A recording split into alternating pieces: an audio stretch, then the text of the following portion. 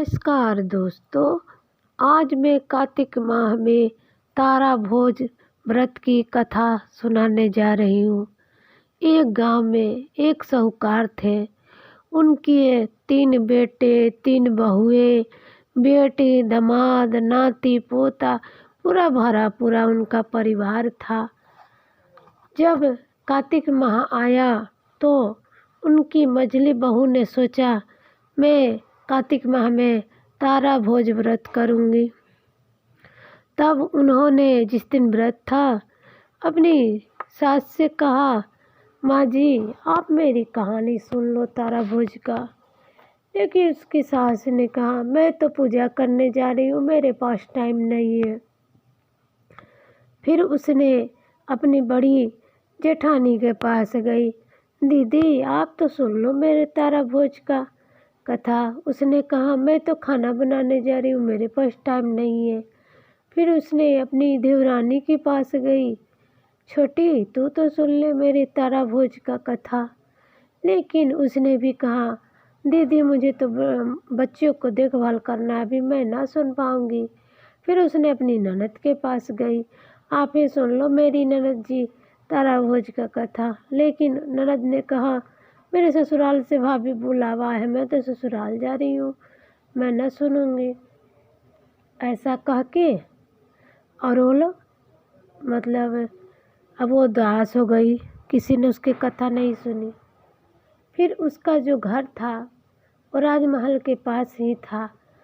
वो सीधे राजमहल में गई और राजा से बोली, राजा साहब कोई मेरी तारा भोज की कथा नहीं सुन रहा है, आप सुन लो। राजा बोले, मुझे तो राजकाज देखना है, देश चलाना है, मेरे पास टाइम नहीं है। अब उदास होके जब वो लौट रही थी तो रास्ते में आ रही थी तो उसने देखा उसकी पड़ोसन पानी भर के आ रही है। तो उसने अपनी पड़ोसन से ही कहा कि बहन आप सुन लो मेरे तारा भोज की कथा। पड़ोसन ने कहा, ठीक है मुझे सुना दो, मैं सुन लूँगी। इस तरह से पूरे 1 महीना वह पड़ोसन को कथा सुनाती और पूजा करती अर्चना करती। ऐसे 1 महीना बीत गया। तो जिस दिन उद्यापन का समय था उसी दिन मंझली बहू का ऊपर से भी बुलावा आना था। उसी दिन उसका अंतिम दिन था। तो स्वर्गलोक से उसके लिए विमान आया।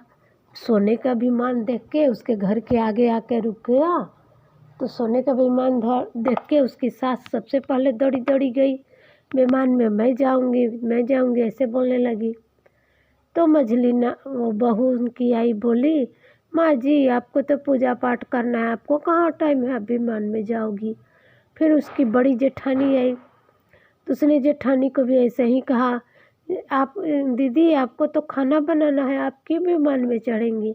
फिर देवरानी आई, देवरानी को बोली, तुम्हें तो बच्चे देखना है, तुम क्यों विमान में जाओगी।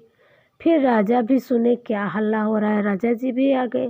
राजा जी को उसने कहा, आपको तो राज्य काज देखना है, आप क्यों विमान में जाएंगे। ऐसे ही उसने सबको मना कर दिया। फिर लास्ट में आई वो जो उसकी पड़ोसन थी कि ठीक है मैं तुम्हारे साथ चलती हूँ बहन। तो मझली बहू ने कहा, ठीक है आप चलिए।